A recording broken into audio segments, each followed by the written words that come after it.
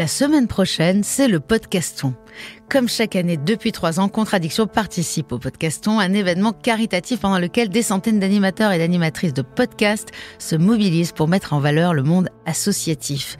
Et nous recevrons, dans ce cadre, Myriam Savy et Pierre-Olivier Leclanche de l'association Addiction France. Nous parlerons de la réduction des risques et de ses dommages et de l'approche humaniste de cette association. Respect, non-jugement, autonomie et inclusion. Objectif, renforcer les compétences individuelles, prévenir les usages à risque et limiter les dommages liés aux addictions.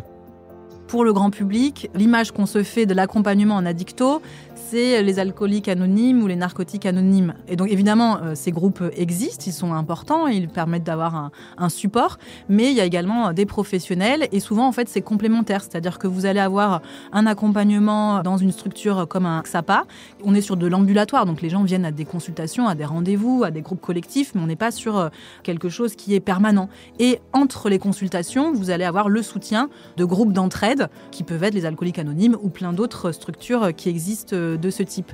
Et donc faire connaître le travail des XAPA, c'est très important parce qu'en fait, on maille le territoire, donc en fait, on est présent partout et pourtant tout le monde ne sait pas qu'on existe et même les professionnels de santé, même des médecins, ne savent pas toujours comment aborder ces questions et ne savent pas toujours vers qui orienter. Donc le parcours d'une personne qui vient ?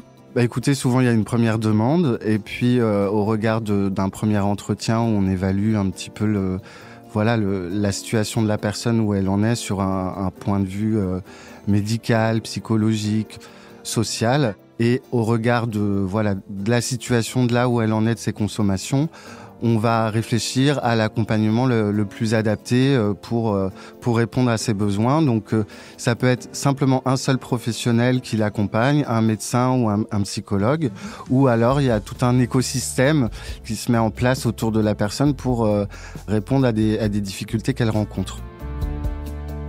Rendez-vous jeudi prochain pour la nouvelle édition du Podcaston.